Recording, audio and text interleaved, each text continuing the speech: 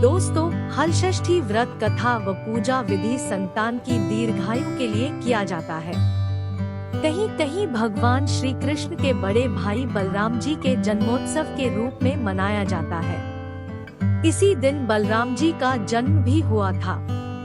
इस व्रत का पालन करने वाली महिलाएं इस दिन हल से जुटी हुई सामग्री अर्थात अनाज नहीं खा सकती, न ही गाय का दूध अथवा घी खा सकती है।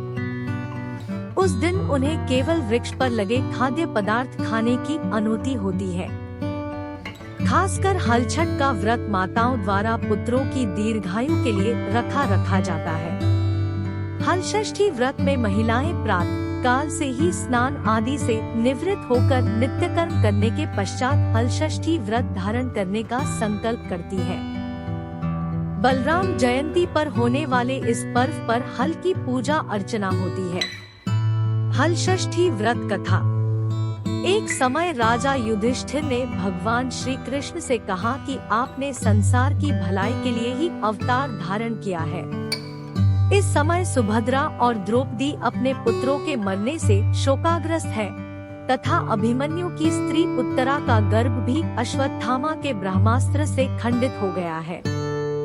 माता पिता को संतान के बिना अत्यंत दुख है। आता है प्रभु, आप कोई ऐसा व्रत, दान अथवा उपाय बताएं जिससे कि माता पिता संतान शोक से दुखी न हो और उत्तम दीर्घायु तथा स्वस्थ संतान उत्पन्न हो। ये सुनकर भगवान कहने लगे, हे राजन, मैं तुमको एक व्रत बतलाता हूँ जिसको नियम पूर्वक करने से खंडित गर्भ भी जीवन पा जाता है तथा संतान दुखी नहीं होती। एक ग्वालिन थी, वो दूध दही बेचकर अपना जीवन व्यापन करती थी। वह गर्भवती थी। एक दिन जब वह दूध बेचने जा रही थी, उसे प्रसव का दर्द शुरू हुआ। वो समीप पर एक पेड़ के नीचे बैठ गई जहां उसने एक पुत्र को जन्म दिया। ग्वालिन को दूध खराब होने की चिंता थी, इसलिए अपने पुत्र को पेड़ के नीचे सुलाकर वो गांव में दूध बेचने चली गई। उस दिन हर छठ व्रत था, सभी को भैंस का दूध चाहिए था। ग्वालिन के पास केवल गाय का दूध था। उसने झूठ बोलकर सभी को भैंस का दूध बताकर पूरा गाय का दूध बेच दिया। इससे हर छठ माता क्रोधित हो गई और उसके पुत्र के प्राण हर लिए। जब ग्वालिन आई, उसे अपनी करनी पर बहुत संताप हुआ और उसने गांव में जाकर सभी के सामने अपने गुनाह को स्वीकार किया। सभी से पैर पकड़कर क्षमा मांगी। उसके इस तरह से विलाप को देखकर उसे सभी ने माफ कर दिया, जिससे हर छठ माता प्रसन्न हो गई और उसका पुत्र जीवित हो गया। तभी से पुत्र की लंबी उम्र हेतु हर छठ माता का व्रत एवं पूजा की जाती है।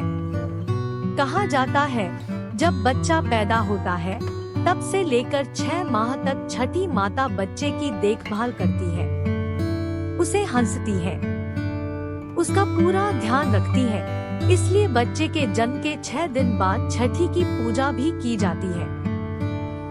और छठ माता को बच्चों की रक्षा करने वाली माता भी कहा जाता है। हलषष्ठी व्रत कथा। युधिष्ठिर के पूछने पर भगवान श्री कृष्ण ने कहा कि प्राचीन काल में सुभद्र नाम का एक प्रसिद्ध राजा था। उसकी रानी का नाम सुवर्णा था और उनके एक हस्ती नाम का प्रतापी पुत्र था, जिसने अपने नाम से हस्तिनापुरी बसाई। राजपुत्र एक दिन धात्री के साथ गंगाजी में स्नान करने गया और गंगाजी में जल क्रीड़ा करने लगा। इतने ही में एक ग्राह उसे जल में खींच ले गया। यह सुनकर रानी सुवर्णा बहुत दुखी हुई और क्रोध में उसने धात्री के पुत्र को धधकती हुई अग्नि में डाल दिया। तदंतर राजा और रानी अपने अपने प्राण त्यागने को तैयार हो गए। वह धात्री भी अपने पुत्र शोक में किसी निर्जन वन में चली गई। वह धात्री वहां एक सुनसान मंदिर में शिवजी, पार्वती तथा गणेश जी की पूजा करने लगी। प्रतिदिन पूजन व ध्यान करके वह तृण धान्य तथा महुआ खाया करती थी। भगवान बोले कि हे राजा युधिष्ठिरा, इस प्रकार व्रत करते हुए उसके प्रताप से भाद्रपद मास की कृष्ण पक्ष की के दिन नगर में एक अद्भुत दर्शन हुआ कि एकाएक धात्री का पुत्र अग्नि में से जीवित निकल आया। राजा रानी ने भी उस धात्री के पुत्र को अग्नि में से निकलते हुए देखा, जिससे उनको बड़ा आश्चर्य हुआ। उन्होंने पंडितों से उसके जीवित बचे रहने को कारण पूछा। इसका रहस्य बताने के लिए शिवजी की आज्ञा से दुर्वासा ऋषि वहां आए। राजा ने दुर्वासा ऋषि को आया जानकर उनकी अगवानी करके अर्घ्य आदि से उनका पूजन किया तथा बारंबार नमस्कार करके पात्री के पुत्र के जीवित निकलने का कारण पूछा। दुर्वासा ऋषि ने कहा कि हे राजन, उस धात्री ने वन में जाकर नियम पूर्वक अति भक्ति भाव से भगवान शिवजी का स्वामी कार्तिक, पार्वती जी एवं गणेश जी का ध्यान पूजन स्मरण इत्यादि श्रद्धा सहित तथा नियम पूर्वक व्रत किया है। यह उस व्रत का ही प्रभाव है जिसके कारण धात्री का पुत्र जीवित ही मिल गया। आता आप भी वहां जाकर यह धार्मिक कर्म करें। श्री कृष्ण जी ने राजा युधिष्ठिर से कहा कि हे राजन, राजा और रानी ने दुर्वासा ऋषि को विदा कर दिया। तदुपरांत वे दोनों को साथ लेकर उस धात्री के निवास स्थान वन को गए। वहां राजा, रानी तथा धात्री पुत्र ने उस धात्री को भगवान शिव का कुश पलाश ढाक के नीचे अति श्रद्धा के साथ पूजन अर्चना करते हुए देखा। राजा ने धात्री को उसके पुत्र से मिला दिया। धात्री ने राजा को इस उत्तम व्रत के महात्म्य को सविस्तार बता दिया। उसने कहा कि हे राजन, जिस दिन से आपके भय से त्रस्त में यहाँ आई, मैंने केवल वायु को ही भोजन करते हुए भगवान शिव, कार्तिकेय, पार्वती जी एवं गणेश जी की पूजा की है। एक दिन आधी रात के समय स्वप्न में भगवान शिव ने मुझे दर्शन दिया और कहा कि तेरा पुत्र जीवित हो गया है, क्योंकि तूने हमारा एवं पूजन बड़ी बद्धा तथा भक्ति से किया है। यदि तुम्हारी रानी भी इसी व्रत को विधि पूर्वक करे तो उसका पुत्र भी उसको जीवित मिल जाएगा तथा और भी बहुत से पुत्र उत्पन्न होंगे।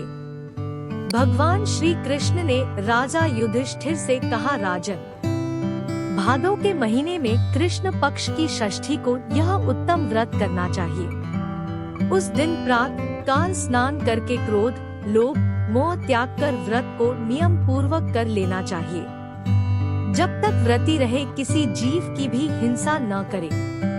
व्रत संपूर्ण करने के लिए चींटी आदि का मार्ग भी उल्लंघन न करे तथा दोपहर के समय मित्रों सहित पलाश, ढाक तथा कुशा के नीचे भगवान शिव, पार्वती, स्वामी कार्तिकेय तथा गणेश जी की मूर्ति स्थापित करके धूप, दीप, नैवेद्य आदि से विनम्र भक्ति भाव से पूजा करे और प्रार्थना करे कि हे सौम्य मूर्ति, पचमुख, शूलधारी, नंदी, श्रृंगी, महाकाय आदि गणों से युक्त आप भगवान शिव को मैं साष्टांग नमस्कार करता हूँ। शिव हरकांता, प्रकृति श्रेष्ठ हेतु सौभाग्यदायिनी गौरी और माता पार्वती को मैं नमस्कार करता हूँ। है मयूर वाहन, हे क्रोच पर्वत को विदीन करने वाले कुमार विशाख और स्कंद आप स्वामी कार्तिकेय को बारंबार नमस्कार है। फिर एकदंत गणेश जी की अभ्यर्थना करे कि हे प्रभु, मूषक वाहन, लंबोदर, आपको साष्टांग प्रणाम है। इस प्रकार इन चारों देवताओं की भली प्रकार पूजा करे। फिर ब्राह्मणों सहित गाजे बाजे से अपने घर को जावे। उस दिन समों के चावल का भोजन करे और दही, दूध, घी तथा मट्ठा विशेष रूप से खाए। श्री कृष्ण ने कहा कि हे राजन, जो स्त्री पुरुष इस व्रत को विधि से करता है वह पुत्र और पौत्रवान होकर सुखी होता है। धात्री की ऐसी बात सुनकर राजा रानी ने विधि पूर्वक इस व्रत को किया, जिसके प्रताप से वह राजपुत्र शीघ्र ही ग्राह के गले से निकलकर बोलने लगा। यह चमत्कार देखकर राजा रानी ने भगवान शिव के चरणों में नमस्कार किया। इस व्रत के प्रभाव से राजा को और भी कई आयुष्मान पुत्र प्राप्त हुए तथा राज्य में अनावृष्टि, महामारी, दुर्भिक्ष आदि के उपद्रव दूर हो गए और राजा अनेक वर्षों तक निर्विघ्न राज्य करते रहे।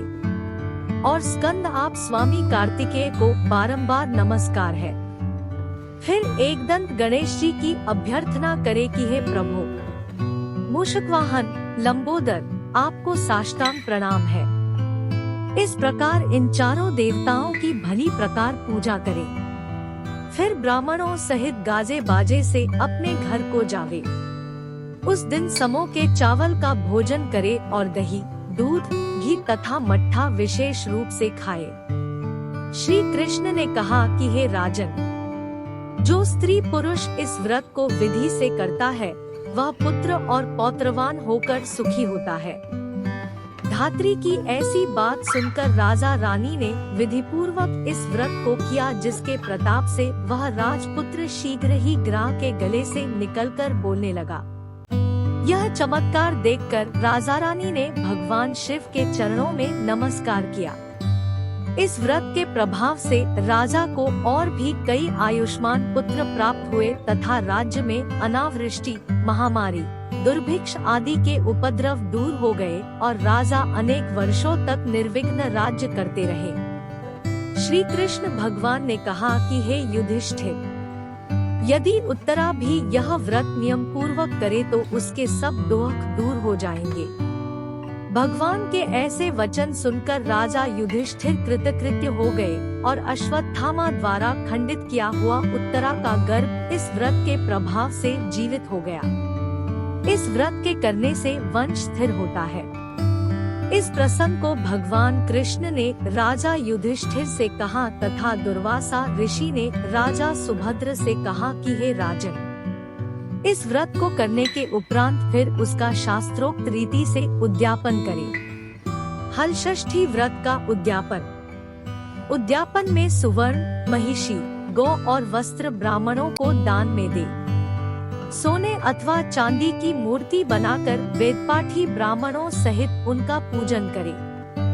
दुर्वासा ऋषि ने कहा कि हे राजन, विद्वान धर्मनिष्ठ राजा युधिष्ठिर ने भी इस व्रत को उत्तरा से करवाया था, जिसके प्रभाव से उसका अश्वत्थामा द्वारा खंडित किया हुआ गर्भ उदर में हिलने डुलने लगा तथा वही गर्भ राजा परीक्षित के रूप में प्रकट हुआ।